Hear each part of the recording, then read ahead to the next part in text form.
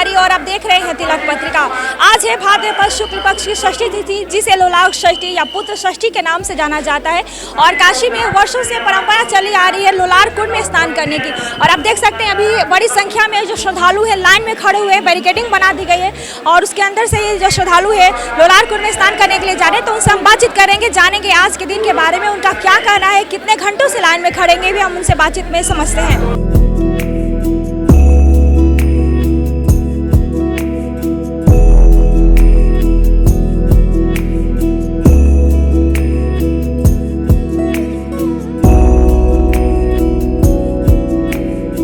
आज लोलार्क षष्ठी महापर्व है और संतान उत्पत्ति के लिए दंपत्तियां स्नान करती हैं और चर्म रोग, कुष्ठ रोग आदि रोगों के लिए भी यहाँ पे स्नान किया जाता है। तो आज लोलार्केश्वर महादेव का महापर्व लोलार्क षष्ठी का पर्व बड़े धूमधाम से मनाया जा रहा है। करीब 4-5 लाख की संख्या में लोग आते हैं स्नान करने के लिए और कुंड में स्नान कर बाबा का दर्शन करते हैं और अपने इच्छा शक्ति अनुसार मनोकामना को सिद्ध करते हैं।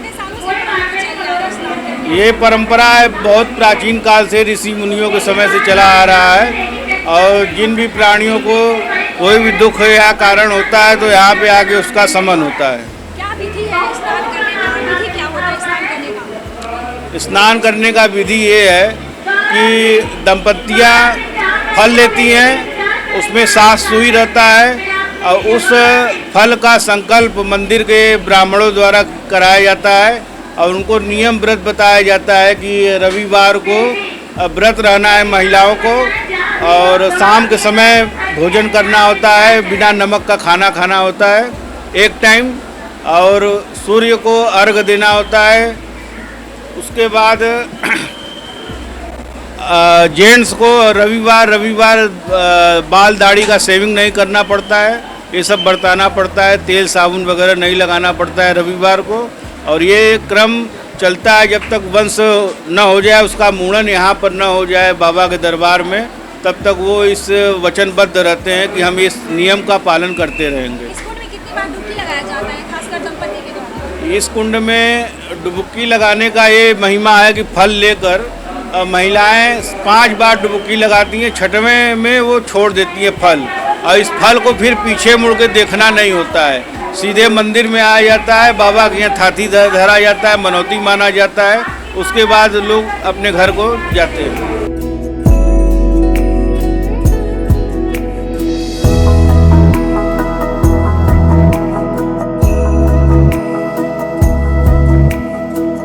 एक्चुअली हम लोग यूट्यूब के माध्यम से पता किया और ऐसे भी हमारे मौसा मौसी जी बनारस में ही रहते हैं, तो ऐसे बोलते हैं कि लोग ये लोलार्क कुंड में स्नान करने से जैसे बांझपन, जिनके संतान नहीं होते हैं और चर्म रोग जैसे विभिन्न ये प्रकार की जो समस्या है उससे निजात मिलता है। इस कुंड का महत्व है कि प्राचीन समय में एक राजा थे, वो गंगा जी से पानी लाने के लिए कह रहे थे कि लाइए अपने किसी दास से कि पानी लाइए, हम उससे नहा ले। उनको चर्म रोग था तो इसी कुंड से निकाल के, गंगा जी नहीं जाने पर असमर्थ थे तो इसी कुंड से पानी ले जाकर दे देते तो उसी से राजा नहाए और उनका चर्म रोग सही हो गया है। इसलिए यहाँ की मान्यता बढ़ गई। उनको किसी देवी ने, इस समय हमको इतना याद नहीं है, शायद किसी देवी ने उनको कहा कि आप यहाँ कुंड बनवाइए, सबका लाभ होगा जैसे आपका हुआ है। अजय कुमार पांडे, छत्तीसगढ़ से। कैसे पता चला इस जगह के बारे में, क्या महत्व है इससे? इस 2 कामनाएं होती है, ब्याह और पुत्र की प्राप्ति हेतु, बच्चे की प्राप्ति हेतु। कितने घंटे इस लाइन में खड़े हैं, कैसे पता चला आपको इस सब कुंड के बारे में? सुबह 4 बजे के लोग खड़े हैं। सुबह 4 बजे से। क्या लग रहा है अभी कितना टाइम लगेगा आपको? तो कम से कम 1 घंटा तो नहीं सकते हैं। और कैसे पता चला इस जगह के बारे में कि यहाँ पे संतान प्राप्ति होती है, चर्म रोग भी खत्म हो जाते हैं, कैसे पता चला? ये हमारे रिलेटेड बताया जी। और आप अपना नाम बता दीजिए, कहाँ से आए हैं? जी हम जौनपुर से आए हैं। जौनपुर से आए हैं। क्या कहना चाहती हैं आज के दिन के बारे में, क्या महत्व है इस दिन का? इस दिन का मतलब है कि चर्म रोग दूर होते हैं और संतान प्राप्ति होते हैं। इसके लिए मुझे हमारे यहाँ बुजुर्ग बोलती हैं कि स्नान करने से ऐसा संतान प्राप्त होता है। जी कितने घंटे से लाइन में खड़ी हैं? जी हम लोग 7 घंटे से खड़े हैं। जी बहुत लंबी लाइन जी हाँ। तो खाना उन्हें खाए कि फिर ऐसे ही? नहीं ऐसे ही उपवास में। जी हाँ, बिना पानी भी नहीं पिए हम लोग। जी हाँ, कब तक पानी नहीं पिएंगे आप? जब तक हम लोग स्नान करके पूजा नहीं कर लेंगे। जी उसके बाद पूजा करेंगे, इसके बाद पानी नहीं। हाँ, तब पानी पी लेंगे। आप देख सकते हैं किस तरह से जो लोग हैं दर्शनार्थी हैं स्नान करने के लिए घंटों से लाइन में खड़े हुए हैं। यहाँ पे बैरिकेडिंग लगा दी गई है।